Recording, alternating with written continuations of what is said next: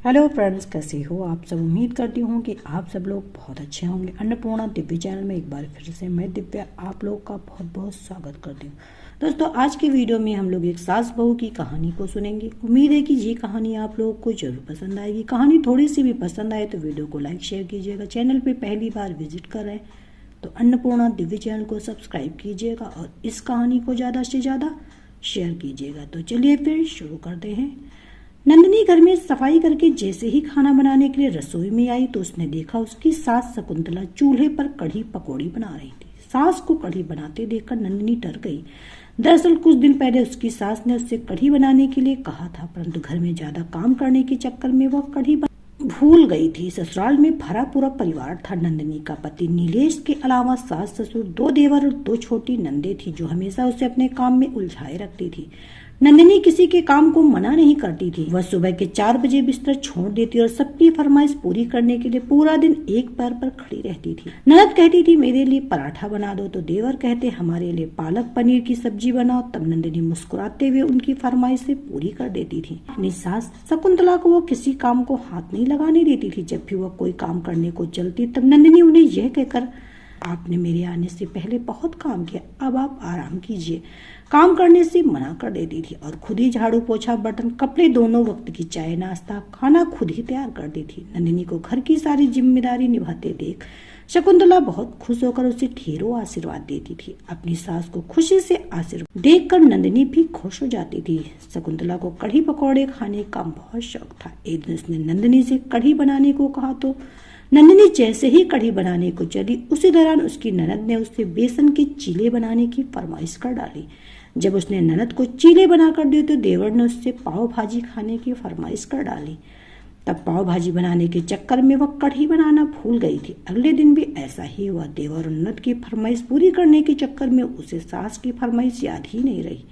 2 दिन बाद जब वह मटकी में दही बिलो रही थी तब मक्खन निकालते वक्त उसे याद आया कि उसकी सास ने उसे कढ़ी बनाने को कहा था।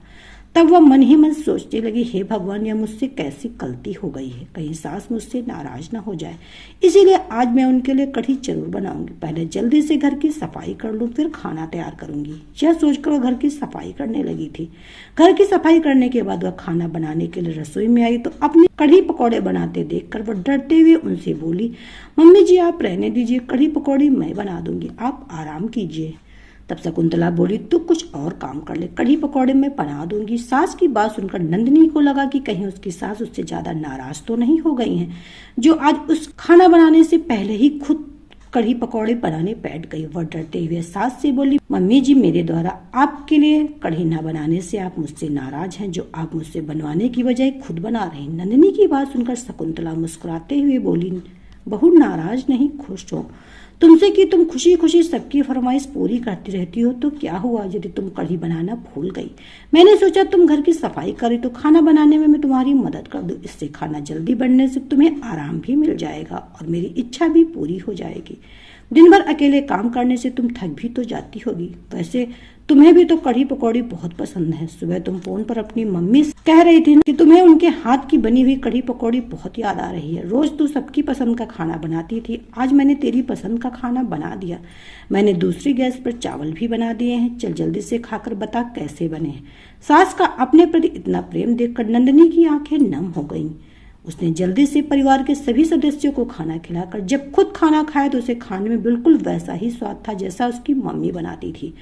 आज काफी दिनों बाद सासू माँ के हाथ का खाना खाकर उसका मन तृप्त हो गया था। जब स्वादिष्ट खाना बनाने के लिए नंदिनी सास को धन्यवाद कहने लगी तो सास प्यार से समझाते हुए बोली, इसमें धन्यवाद की क्या बात, एक दूसरे की इच्छाओं का सम्मान करने से तो घर स्वर्ग बनता है। सास की बात सुनकर नंदिनी प्यार से उनके गले लग गई। तो दोस्तों, छोटी सी सास बहू की कहानी आपको कैसी लगी कमेंट सेक्शन में जरूर बताइएगा। उम्मीद है कि जरूर पसंद आई होगी। कहानी थोड़ी सी भी पसंद आए तो वीडियो को लाइक शेयर कीजिएगा।